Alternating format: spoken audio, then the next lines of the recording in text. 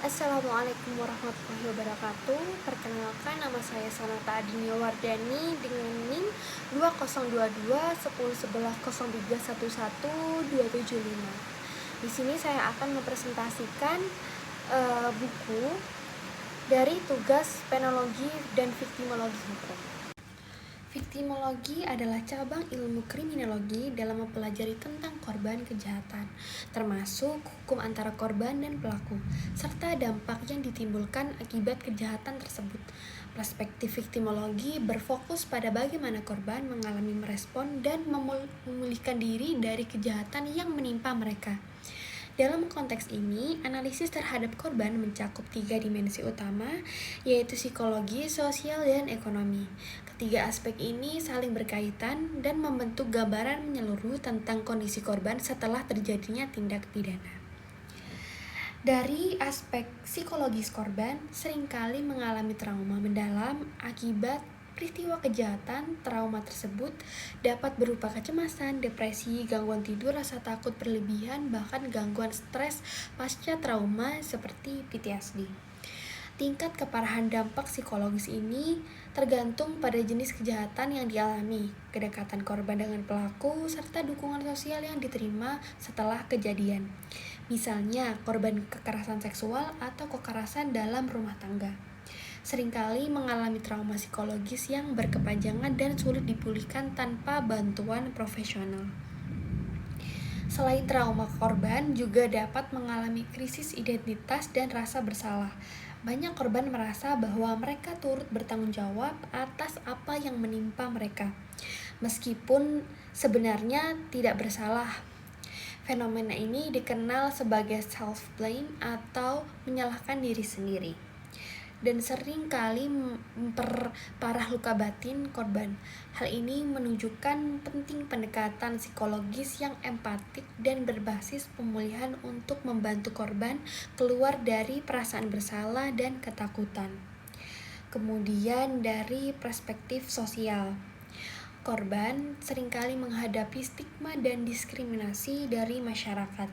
Masyarakat yang kurang memahami kondisi korban kadang malah menyalahkan mereka, terutama dalam kasus-kasus yang sensitif seperti kekerasan seksual atau kejahatan berbasis gender.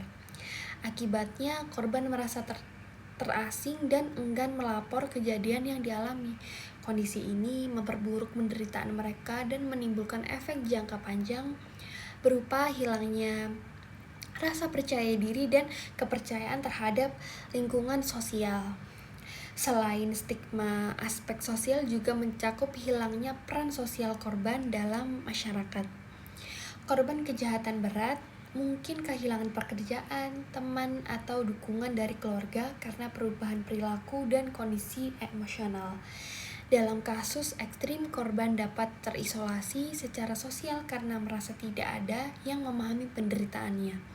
Oleh karena itu, pemulihan sosial menjadi bagian penting dari proses rehabilitasi korban, termasuk melalui dukungan komunitas dan konseling kelompok.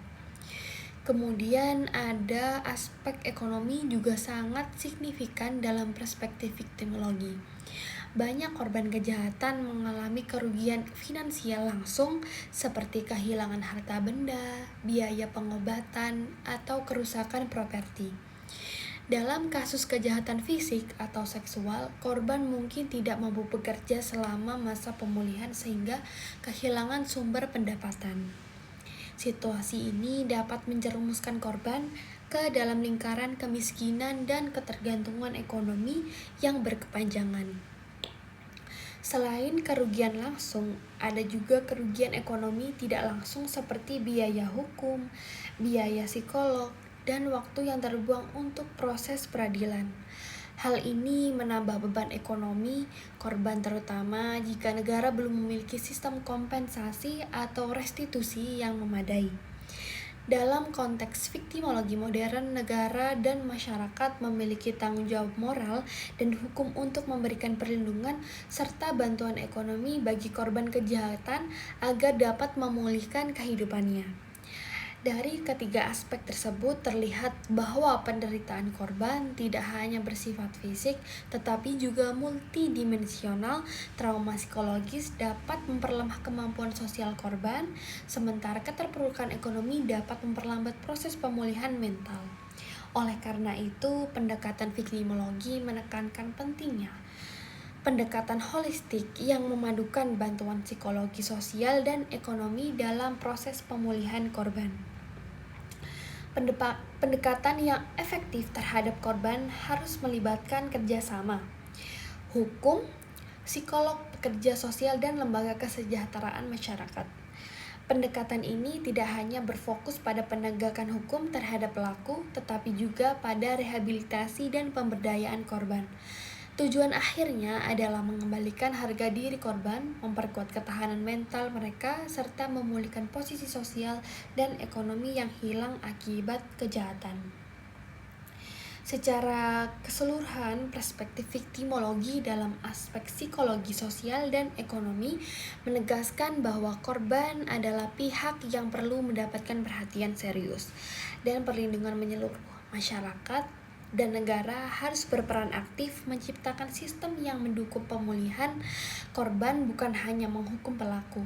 Dengan demikian, keadilan tidak hanya dipahami sebagai hukum bagi pelaku, tetapi juga sebagai pemulihan martabat dan kesejahteraan korban secara utuh. Buku Hak Asasi Tersangka dan Peranan Psikologis dalam KUHP karya Djoko Prakoso dan Agus Ismunarso. Tapi di sini saya akan membahas melalui perspektif dari korban. Karya hukum penting yang menyoroti keseimbangan antara hak-hak tersangka dan keadilan bagi korban. Dalam sistem hukum pidana Indonesia, seringkali perhatian lebih diberikan kepada hak tersangka, sementara korban kejahatan berada dalam posisi yang lemah dan kurang mendapat perlindungan. Dari perspektif korban, buku ini menarik karena secara tidak langsung mengajak pembaca memahami bahwa perlindungan terhadap tersangka juga berdampak pada perlindungan korban. Hukum yang adil bagi semua pihak akan mengurangi resiko bersewenang-wenangan baik terhadap pelaku maupun terhadap korban. Penulis memaparkan bahwa hak asasi tersangka dan hak korban sesungguhnya tidak dapat dipisahkan. Keduanya adalah dua sisi dari satu mata uang. Ketika hak tersangka dilindungi secara benar, sistem peradilan akan berjalan adil. Sebaliknya, jika proses hukum terhadap tersangka dilanggar, maka korban pun kehilangan kepercayaan terhadap hukum. Keadilan hukum dalam perspektif viktimologi. Dalam perspektif viktimologi, korban adalah pihak yang mengalami penderitaan langsung akibat tindak pidana. Namun, buku ini memperluas pemahaman itu. Korban juga bisa berarti siapapun yang menderita akibat ketidakadilan hukum, termasuk korban dari penyalahgunaan kekuasaan oleh aparat. Penulis menyoroti bahwa ketika aparat hukum melanggar hak tersangka, sesungguhnya korban tidak pidana pun menjadi korban sistem. Proses hukum yang tidak adil akan menunda keadilan, memperpanjang penderitaan korban, dan menimbulkan rasa ketidakpercayaan terhadap institusi hukum. Dengan demikian, perlindungan hak tersangka bukanlah bentuk pengabaian terhadap korban, melainkan upaya memastikan agar sistem hukum bekerja secara benar dan memberikan putusan yang sah, adil, dan dapat dipertanggungjawabkan. Ketidakseimbangan antara hak tersangka dan korban. Di sini bahwa KUHP lebih banyak mengatur hak tersangka daripada hak korban. Akibatnya, korban seringkali merasa diabaikan setelah melapor. Mereka tidak mendapat informasi tentang perkembangan kasus, tidak dilibatkan dalam proses hukum, dan bahkan bisa mengalami intimidasi atau tekanan. Dalam situasi seperti ini, korban menjadi korban kedua setelah peristiwa pidana itu sendiri. Mereka menderita dua kali. Yang pertama karena kejahatan yang menimpanya, dan kedua karena sistem hukum yang lamban dan tidak berpihak. Di sini penulis menegaskan bahwa keadilan harus memiliki keseimbangan antara perlindungan tersangka dan pemulihan korban. Tanpa keseimbangan ini, proses hukum akan kehilangan makna moral dan sosialnya. Kemudian dari aspek psikologis korban. Dari aspek psikologis, korban sering mengalami trauma yang mendalam akibat kejahatan. Mereka membutuhkan rasa aman, kepastian hukum, dan penghargaan terhadap martabatnya. Namun, seringkali proses hukum terlalu panjang dan berbelit, justru memperburuk kondisi psikologis dari korban. Buku ini secara implisit mengingatkan bahwa perlakuan manusiawi terhadap tersangka juga harus disertai dengan perhatian terhadap kondisi psikologis korban. Misalnya, ketika tersangka bebas, bersyarat, atau belum ditahan, korban seringkali merasa takut dan tidak terlindungi. Karena itu, pendekatan psikologis dalam hukum pidana seharusnya mencakup dua arah. Memahami tekanan mental tersangka agar tidak salah diperlakukan, sekaligus memberi ruang pemulihan psikologis bagi korban agar tidak mengalami ketakutan dan kehilangan rasa keadilan. Kemudian dari aspek sosial korban dalam lingkaran stigma dan ketidakadilan. Dari segi sosial, korban seringkali menanggungi stigma negatif di masyarakat. Mereka dianggap lemah, memalukan, atau bahkan disalahkan atas kejahatan yang menimpa dirinya. Sementara itu, tersangka masih dilindungi oleh asas praduga tak bersalah, yang secara sosial sering dianggap lebih kuat. Penulis menunjukkan bahwa stigma sosial terhadap korban dapat memperpanjang penderitaan mereka.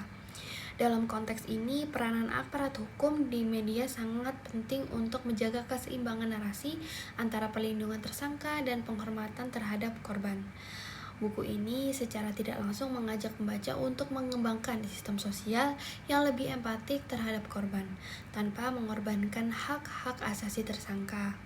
Hukum pidana yang baik adalah hukum yang mampu memulihkan kepercayaan sosial terhadap korban dan negara. Aspek ekonomi dan kerugian material korban. Selain penderitaan batin, korban kejahatan juga mengalami kerugian ekonomi. Misalnya, korban pencurian, kehilangan harta benda, korban kekerasan, kehilangan kemampuan bekerja, atau keluarga korban pembunuhan kehilangan sumber penghidupan. Buku ini menunjukkan bahwa aspek ekonomi jarang menjadi fokus utama dalam sistem peradilan pidana. Korban seringkali tidak mendapat ganti rugi yang layak karena sistem hukum lebih menertibkan kepada penghukuman tersangka, bukan pemulihan korban. Dalam konteks ini, perlindungan hak tersangka harus diimbangi dengan mekanisme kompensasi dan restitusi bagi korban. Hanya dengan cara itu, hukum pidana dapat memberikan keadilan yang menyeluruh bagi pelaku maupun bagi korban yang menderita secara nyata.